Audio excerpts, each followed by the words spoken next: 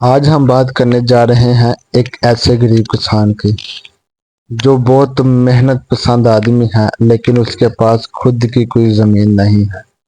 वो दूसरों की ज़मीन पर खेती बाड़ी करके अपना निज़ाम चलाता है और बदलते मौसम की वजह से उसने अपना आखिरी सहारा घर भी खो दिया और अपना घर एक दरख्त के ऊपर बना लिया। बाबूजी, बहुत आंधी बारिश हो रही है।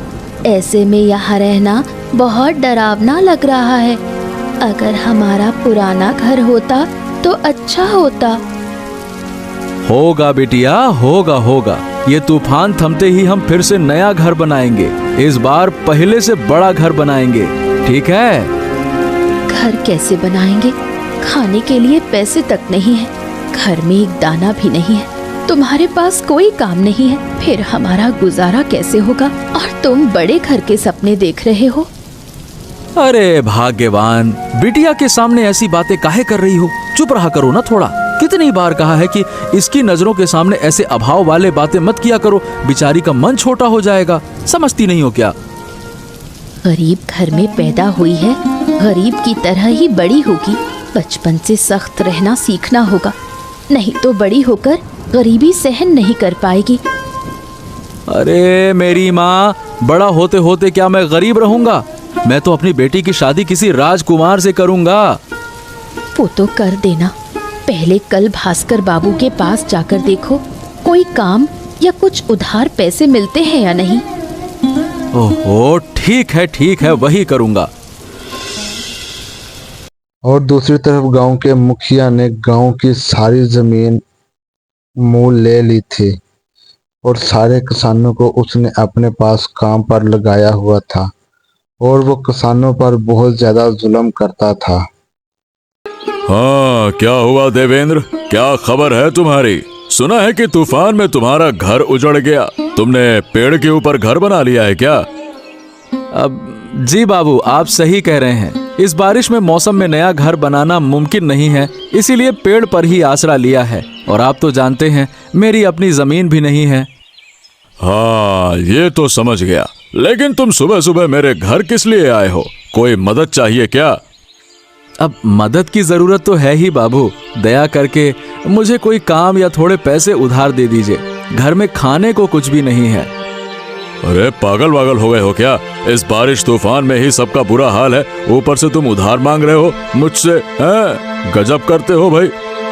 बाबू, कैसी बातें कर रहे हैं? मैं पूरे साल आपकी जमीन पर काम करता हूँ, आपके और भी काम करता हूँ, और अब मेरे मुश्किल समय में आप ही मदद नहीं करेंगे तो कौन करेगा?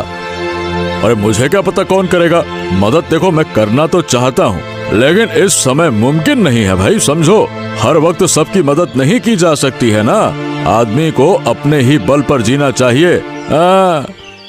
क्या कहूँ, आपसे ऐसी उम्मीद नहीं थी बाबू।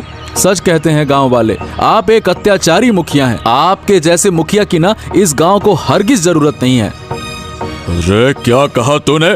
तेरी इतनी हिम्मत कि मेरे सामने खड़े होकर मेरी निंदा करे तू, है? अरे निंदा न करूं तो और क्या करूं? निंदनीय काम ही तो आप कर रहे हैं, और जैसा काम करेंगे वैसा ही फल मिलेगा।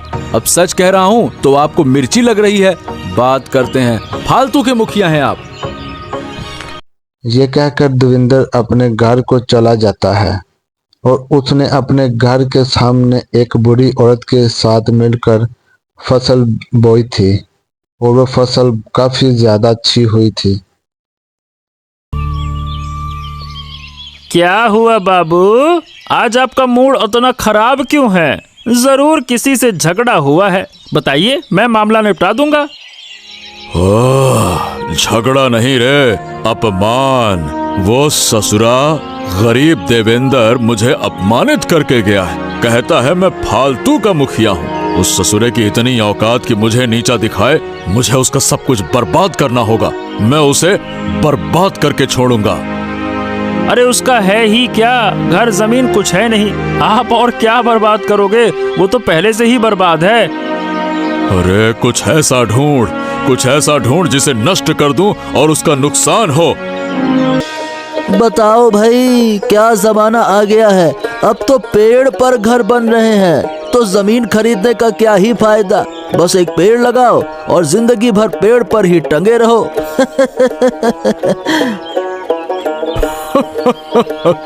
अरे भाई, बात मजाक की नहीं है। देवेंद्र ने पेड़ पर घर शौक से थोड़ी न बनाया है। अरे तूफान में उस बेचारे का घर उजड़ गया, इसीलिए मजबूरी में ऐसा करना पड़ा, वरना छोटी बेटी के साथ इतने बड़े पेड़ पर रहना कोई हंसी खेल नहीं है। इन्हें डर ही क्या है, गरीब लोग जैसे तैसे तो जीते हैं। सुना है कि भास्कर बाबू ने भी उन्हें भगा दिया है। मामला बड़ा गड़बड़ है। अरे तो गड़बड़ हो तो हो गड़बड़, हमें क्या है, हम तो तमाशा देखेंगे भाई। देखना कहीं कोई तमाशा देखते देखते बड़ा हादसा ना हो जाए। यहाँ बैठे लोग भी मुखिया के बारे में बातें करते हैं कि मुखिया बहुत गलत आदमी है। जाएगा। सही कहा, देवेंद्र तो चूना मछली ही है, गरीब आदमी फालतू में भास्कर बाबू से भिड़ गया। अब देखेगा मजा। हमने तो ये भी सुना है, कहता है कि फालतू के मुखिया है। बताओ भला ऐसा कौन कहता है?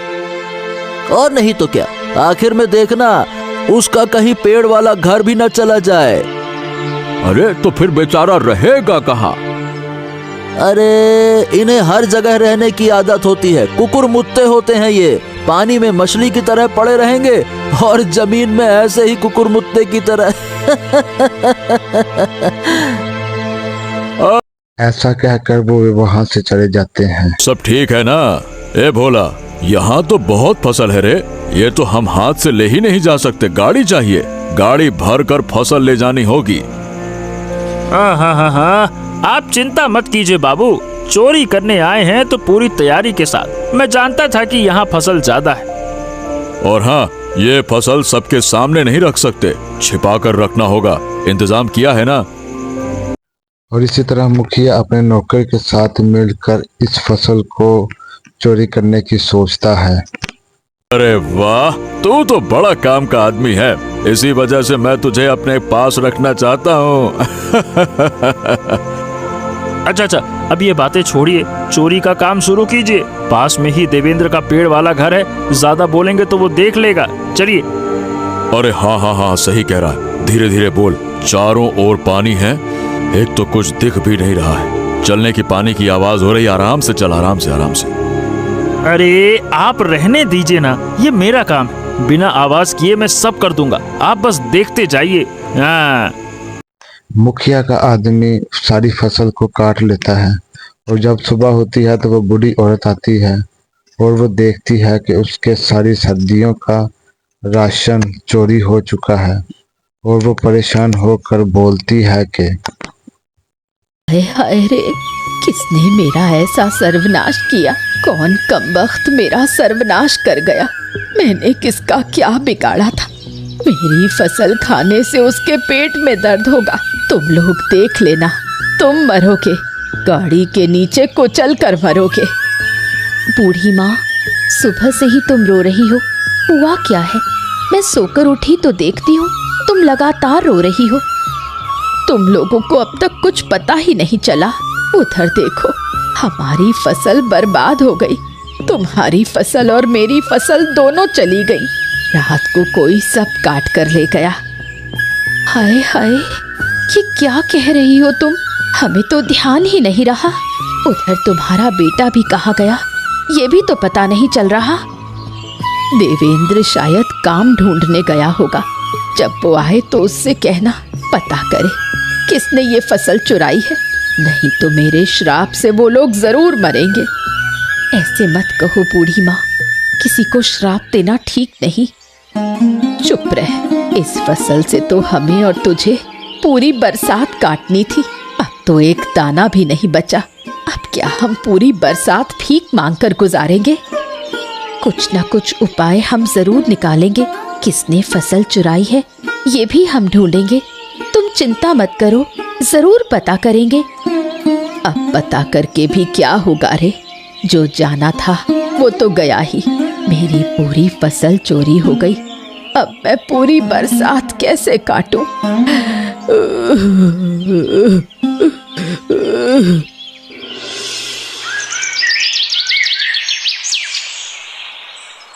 ए बूढ़ी माँ, सुबह से तुम्हारे रोने की आवाज सुन रहे हैं। क्यों, क्या हो गया, क्या बात है?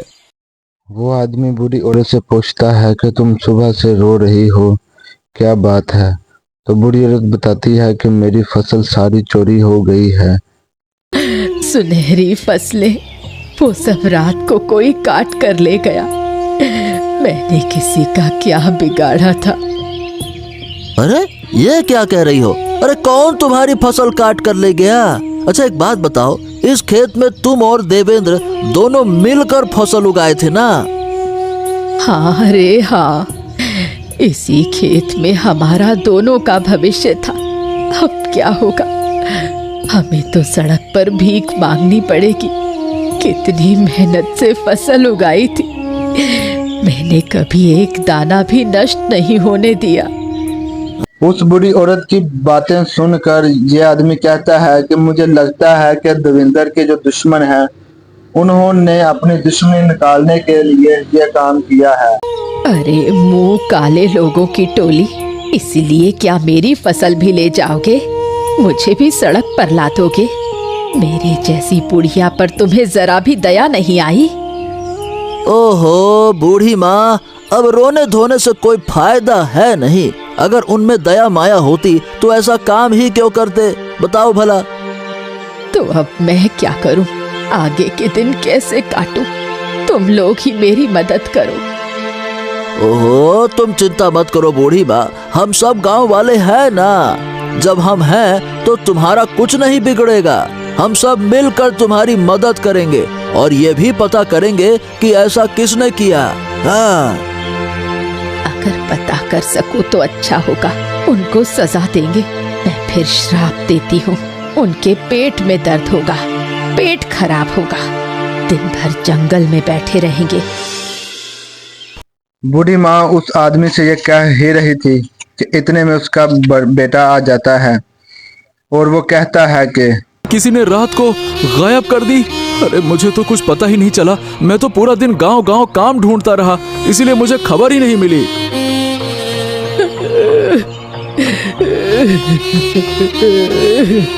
अरे बेटा, और कैसे कहूँ?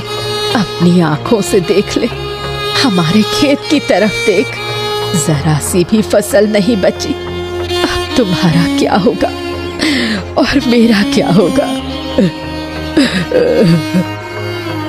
अरे पर कल रात को मैंने कुछ देखा था बूढ़ी माँ। तुम्हारे घर के सामने ही देखा कि भास्कर बाबू और भोला जा रहे थे। अंधेरा था, मैं नींद में था, इसीलिए ठीक से देख नहीं पाया और ना ही मैंने जानने की कोशिश की कि आखिरकार ये लोग रात में कहाँ जा रहे हैं। तो और क्या, जरूर भास्कर बाबू और भोला ही हमारी फसल चुरा कर ले गए। अरे दोनों कमबख्त, एक बार सबूत मिल जाए फिर इनकी हड्डी मां सेक कर दूंगी। हाँ हाँ हाँ, वही लोग हैं बूढ़ी माँ। मुझे अब कोई शक नहीं रहा। अब तो सारा का सारा हिसाब मिल रहा है। तो अब क्या होगा बेटा? क्या होगा देखता हूँ। कोई ना कोई तो उपाय निकालना पड़ेगा। अगर उपाय ना निकला तो फसल तो गई ना। और फिर तुम जानती हो कि उनका कितना दबदबा है। हमारे जैसे गरीब लोग उनका कुछ नहीं बिगाड़ सकते। ठीक है, लड़ाई झगड़ा करके तो फसल वापस नहीं मिलेगी। तुम एक काम करो, देखो कोई रास्ता निकलता है क्या? अगर फसल वापस मिल गई तो हमारा बड़ा भला होगा। ठीक है बूढ़ी माँ, मैं कोशिश करता हूँ। अच्छा तुम अब रोना धोना बंद करो। अब तो हमें पता चल गया ना कि किसने ये नुकसान किया है और हमारी फसल कहाँ गई है। अब मैं देखता हूँ। ठीक है, ऐसा ही होगा। और दूसरी तरफ हाट का दिन नजदीक आते ही भोला और भास्कर ने फसल को बेचने का प्रोग्राम बनाया और इरादा किया कि सारे पैसे खुद ही रखेंगे। चलो आखिरकार हाट तक पहुंच ही गए। बाप रे बाप, कितनी मेहनत करनी पड़ी। हमारे किसानों को तो रोज ऐसी मेहनत करनी पड़ती है। और नहीं तो क्या बाबू, आपको तो कुछ पता ही नहीं चलता। बैठे बैठे मजे से खाना खाते हैं और सोते रहते हैं। चुप कर, फालतू की बात करता है। अरे तू हमेशा मौका मिलते ही मुझे अपमानित करने लगता है। अगर तू मेरे काम करना होता ना तो तुझे कब का लात मार के निकाल दिया होता, बुड़बक कहीं का। अच्छा अच्छा अच्छा अच्छा अच्छा, सब मेरी ही गलती है। आप तो कम नहीं है, आपने ही तो शुरू किया था ना। अरे अब ज्यादा बकवास मत कर और काम शुरू कर। गांव वाले हाट में भीड़ कर रहे हैं हमारी फसल देखने के लिए। उम्मीद है कि सब जल्दी बिक जाएगा। जल्दी कर।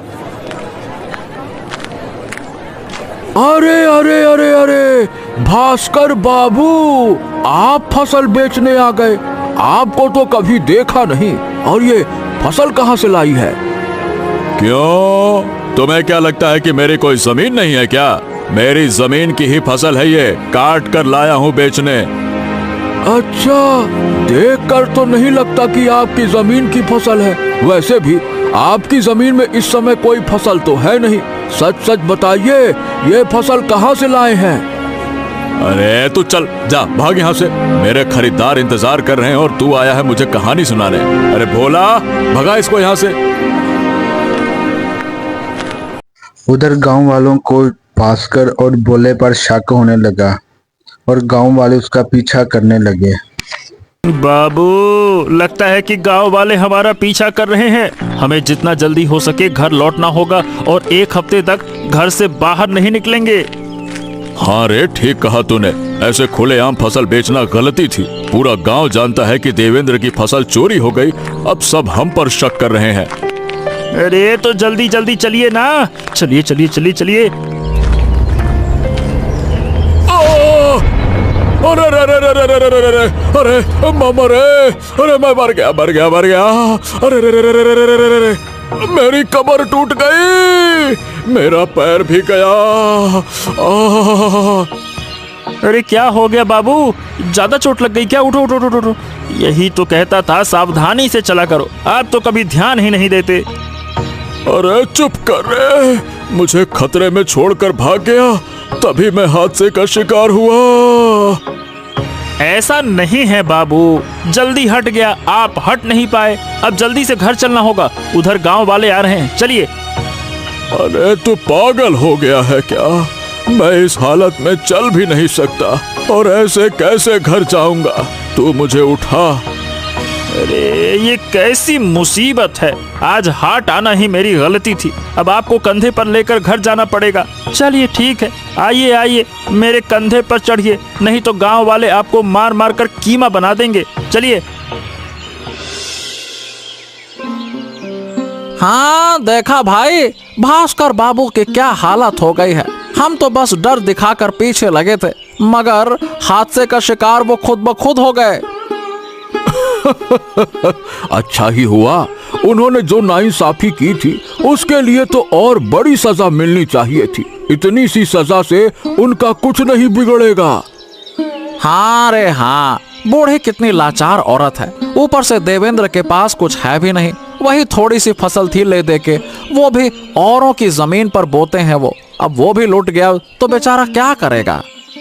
और नहीं तो क्या, और अभी तो सजा की शुरुआत है। ऐसे अन्याय करने वाले भास्कर बाबू को तो जरूर सजा मिलेगी। हमें किसी को सजा देने की जरूरत ही नहीं पड़ेगी, ऊपर वाले ने खुद ही सजा दे दिया। हाँ, और अब देखना और मजा आएगा। अगर देवेंद्र सबूत पकड़ ले कि इन सबका असली गुनहगार भास्कर बाबू ही है, तो फिर उनकी और बड़ी सजा हो जाएगी। देवेंद्र ऐसा आदमी है कि सीधा केस ठोक देगा।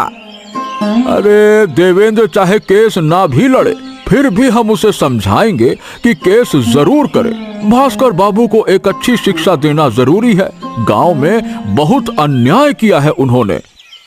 और नहीं तो क्या, अरे गांव के सारे किसान उनके हाथों बंधक बने हुए हैं। सबकी जमीन छीन कर अब अपनी जमीन पर ही सबको मजदूरी करवा रहे हैं। ये क्या बात हुई भाई?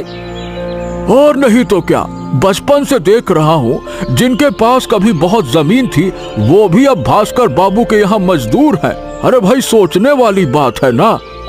हाँ, कहते हैं ना कि पाप अपने बाप को भी नहीं छोड़ता। भास्कर बाबू यूं ही नहीं बचेंगे। अभी तो बस सजा की शुरुआत हुई है। अब जो जितने पाप करेगा ऊपर वाला सबका हिसाब बराबर करता चलेगा। हाँ। वही तो मैं भी चाहता हूँ भाई। हम सब उसी दिन का इंतजार कर रहे हैं जब भास्कर बाबू को असली सजा मिलेगी। तब हम मनाएंगे असली खुशी। हाँ।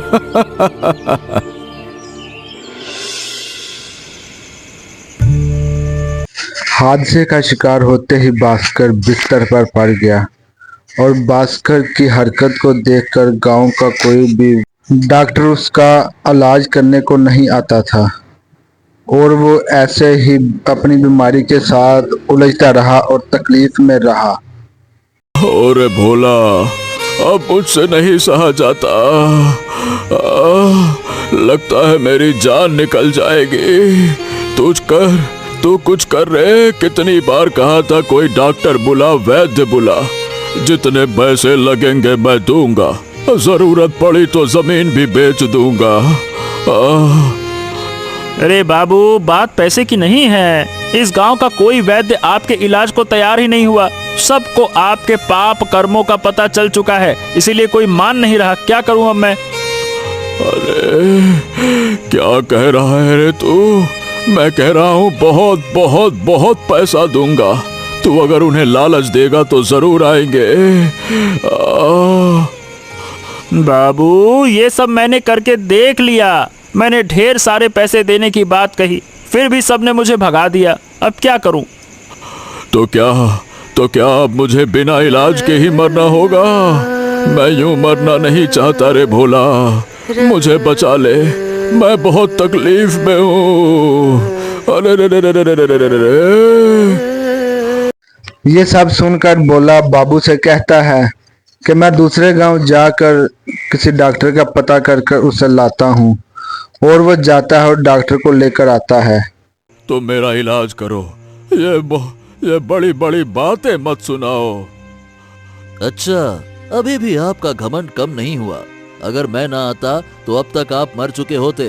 फिर आपकी सारी फसल, जमीन, पैसा किस काम आता? क्या आप कुछ भी साथ ले जा पाते? बताइए। ये बातें तो तुम सही कह रहे हो।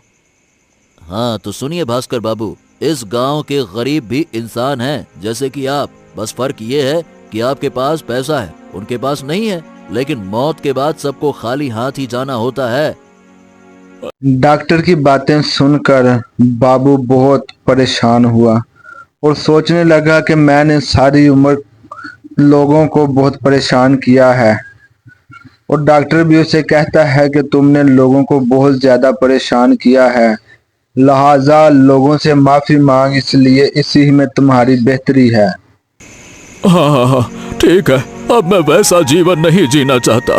मैं नहीं चाहता हूँ कि लोग मुझे गालियाँ दें, मुझे देखकर कोसें। हाँ तो वही काम करो। आपको जो करना होगा, जिनसे अन्याय किया है उनके पास जाकर माफी मांगिए। अरे लेकिन क्या वो मुझे माफ करेंगे? मैंने तो बहुत ज्यादा अन्याय किया है ना। वो गरीब लोग हैं मगर दिल से अमीन हैं। आप एक बार सच्चे दिल से माफी मांग कर तो देखिए, वो आपको अपना अतिथि बना लेंगे। अरे मैं कितनी बड़ी गलती में पड़ा हुआ था।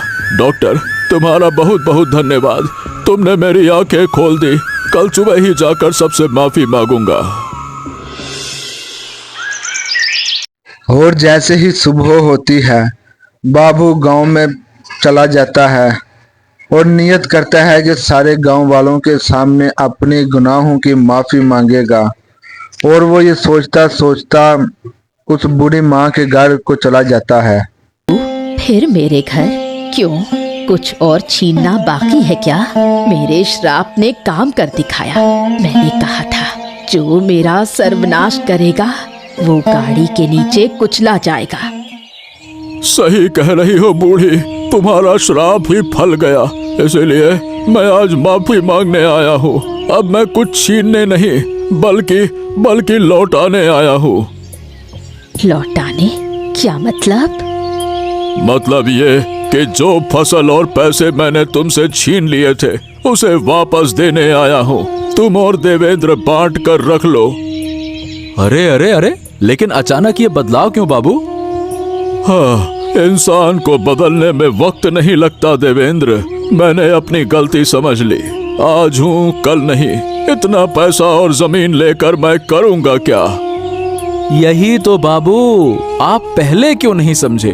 आपका परिवार भी नहीं है जो इसे भोगे। इससे अच्छा गरीबों में बांट दीजिए, सब आपको दुआ देंगे। हाँ, मैंने वही ठान लिया है, तुम सब मेरे साथ रहो। हाँ, मैंने वही ठान लिया है, तुम सब मेरे साथ रहो। तुम लोगों के बिना मैं कुछ नहीं कर पाऊंगा। ठीक है बाबू, ठीक है, हम सब आपके साथ हैं, चिंता मत कीजिए। आपका पश्चाताप ही हमारे लिए काफी है, हमने आपको माफ कर दिया है। हाँ। भास्कर बाबू ने जो उनके पैसे लुटाए थे, उन पैसों से बूढ़ी माँ ने अपना एक नया घर बनाया और उस घर में एक नया काम भी शुरू किया और वो सारे बहुत खुश थे। और बूढ़ी माँ कहने लगी, आखिरकार हम फिर से ठीक से जी पाएंगे। लगता है इस बार बरसात अच्छे से बीत जाएगी। क्या कहता है देवेंद्र? हाँ, सही कह रही हो बूढ़ी माँ। ऐसी बरसात आई कि मुझे पेड़ पर घर बनाना पड़ा। उसी पेड़ के घर की वजह से ही ये सब कुछ हुआ है। हाँ बेटा, अगर वो पेड़ वाला घर ना होता तो तू भास्कर बाबू की करतूतें देख भी ना पाता और गांव वालों को सच्चाई पता ना चलती। इसी कारण भास्कर बाबू भी सुधर गए। हाँ, ये हमारे लिए भला ही हुआ। अब भास्कर बाबू गांव के गरीबों की मदद कर रहे हैं। सोचा भी नहीं था कि वो इतने बदल जाएंगे। सब ऊपर वाले का खेल है। ऊपर वाला चाहे तो ही सब कुछ होता है। सही कह रही हो। अब और किसान भी उनके चंगुल से आजाद होंगे। जिनकी जमीन छीन ली गई थी उन्हें भी वापस मिल जाएगी। चलो, अब सब ठीक हो रहा है। पूरा गांव बहुत खुश है। हम भी खुश हैं। अब हमें तूफानी रातों में पेड़ पर नहीं चढ़ना पड़ेगा। मुझे तो नया घर बहुत अच्छा लग रहा है। बारिश में भी चैन से सो सकूंगी। कितना मजा आ रहा है। ऐसी ही और दिलचस्प कहानियाँ देखने के लिए हमारे चैनल को सब्सक्राइब करना ना भूलें। अच्छा बताओ दोस्तों, इस कहानी में भास्कर बाबू कैसे घायल हुए?